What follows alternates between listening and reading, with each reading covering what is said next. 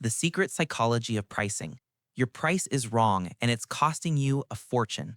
You probably calculated it based on your costs, your time, or what your competitors are doing. That's logical, but your customer isn't logical. The brain runs on a completely different operating system, one based on cognitive bias, perception, and shortcuts. Pricing isn't math, it's psychology. It's a communication tool that tells a story about your product before the user even reads the first feature. Get it wrong and you signal low value, create friction, and leave money on the table. Get it right and you can anchor your product as the premium, obvious choice. In this video, we're reverse engineering the mental models that dictate what people will pay.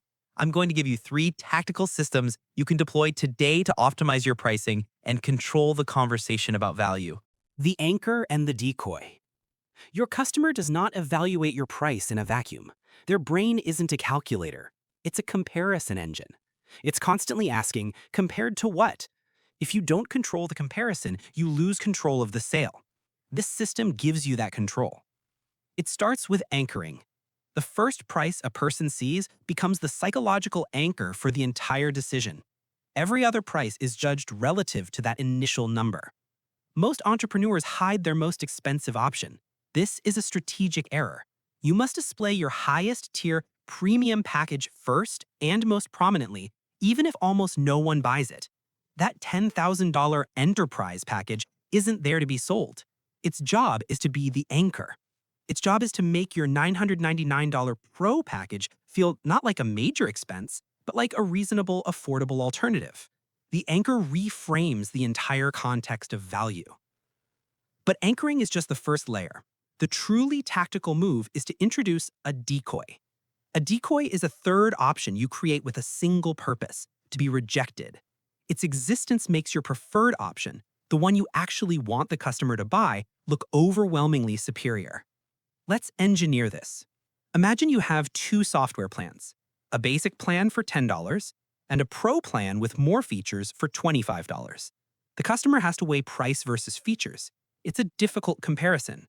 Many will default to the cheaper option to save money. Now let's introduce a decoy. We'll add a third option, a plus plan, priced at $22.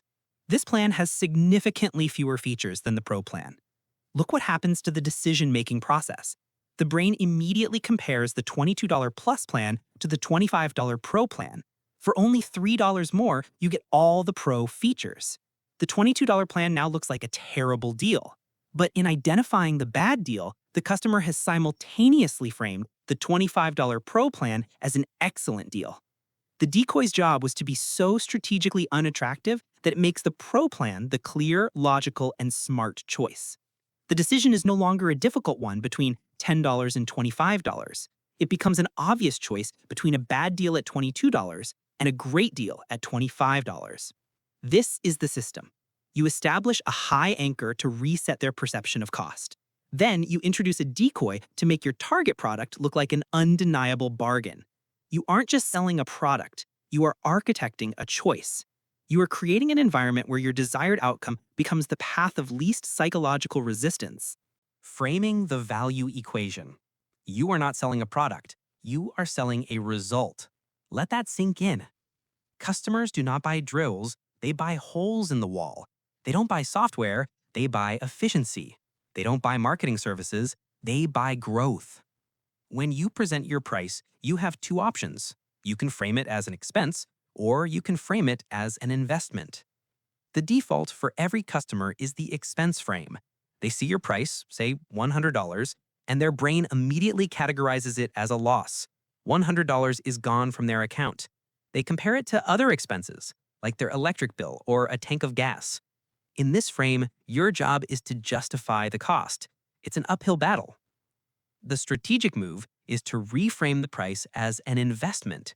An investment isn't about what you lose, it's about what you gain. The conversation shifts from, "What does this cost me?" to, "What does this get me?" Here's the tactical execution. Let's say you sell a project management tool for $50 a month. Don't just say, "Our software costs $50 a month." That's a pure expense. Instead, you quantify the value. You say, "Our data shows the average team wastes 5 hours a week on inefficient communication and searching for files. For a 5-person team, that's 25 hours a week. At a conservative blended rate of $40 an hour, that's $1,000 of wasted payroll a week. Our tool eliminates that waste for just $50 a month. See the shift? The comparison is no longer $50 versus zero, it's $50 versus $1,000 of quantified loss. Your price is no longer a cost. It's an incredibly cheap key to unlock massive savings. It becomes an obvious, logical decision. This applies to services too. A freelance web designer shouldn't say, I charge $5,000 for a website. That's a huge expense. Instead, they should say, a slow, poorly designed website can cost you 30% of your potential leads. For your business, that's likely over $10,000 in lost revenue every single month. We build high-performance conversion systems disguised as websites for a one-time investment of $5,000. The price is the same. The frame is entirely different. You have moved the user's focus from the number on the price tag to the cost of the problem they're facing. Never present your price in a vacuum. Always frame it relative to the value it creates or the cost it eliminates. When the value you provide dwarfs the price you ask for, the sale is no longer a negotiation. It's a logical conclusion. Signaling price as data. Your price is constantly talking to your customer. The only question is, what is it saying? Most people think a price is just a number you attach to a product.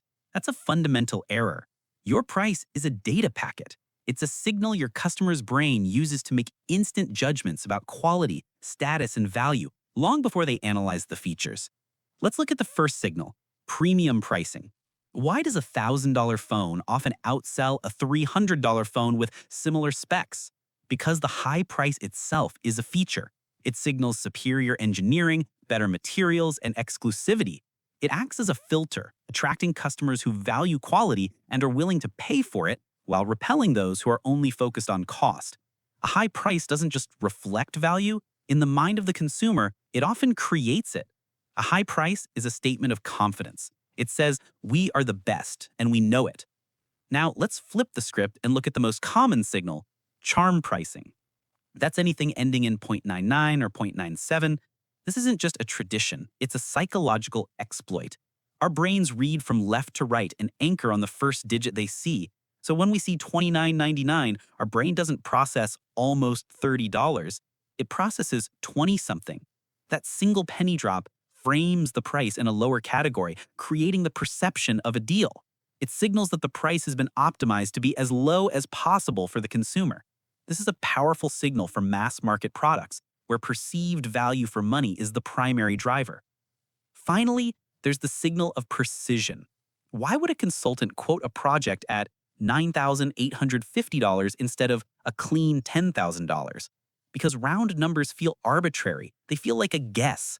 A precise, specific number signals that you've done the work. It implies a detailed calculation based on hours, resources, and specific deliverables.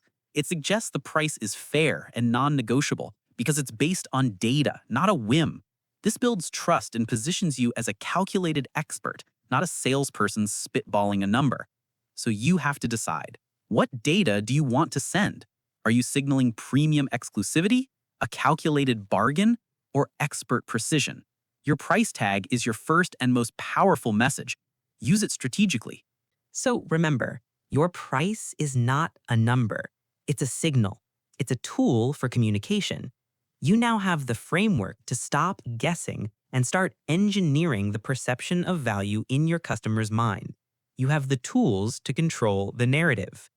If you are serious about building operational systems for success, subscribe to Capital Sanctum. We deconstruct the complex so you can execute.